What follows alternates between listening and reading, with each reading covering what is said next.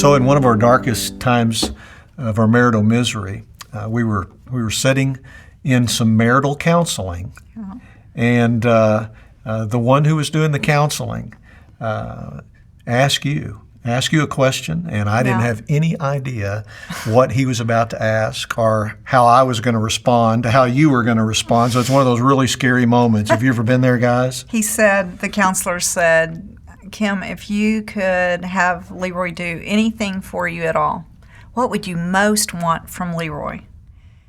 And I looked at that counselor and could hardly voice it. Tears were flowing down my face so I thought, hard. oh no, here it comes.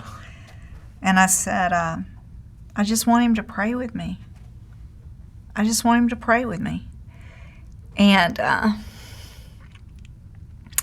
the counselor, he seemed kind of shocked. And he said, that's it? That's all you want? I said, he prays with other people. I need him to pray with me. Your wife may be a fierce woman. She may be very strong, even strong spiritually, or very, very active in the church, and you may feel a little inferior to her in that respect.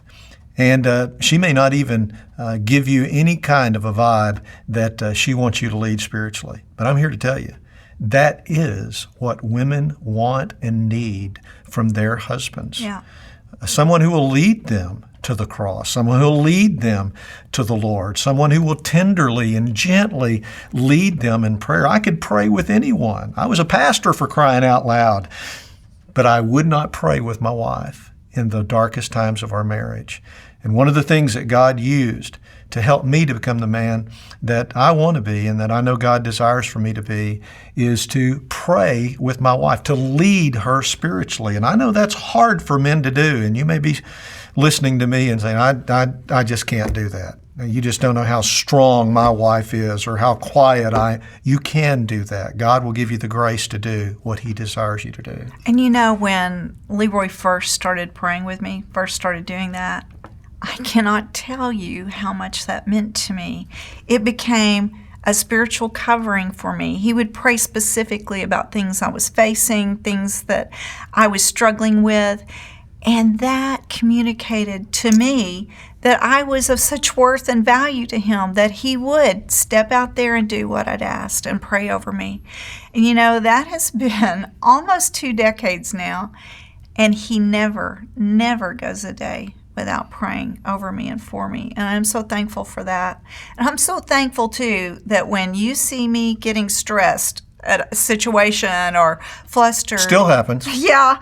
He will just reach over and take my hand and say, babe, let me pray for you.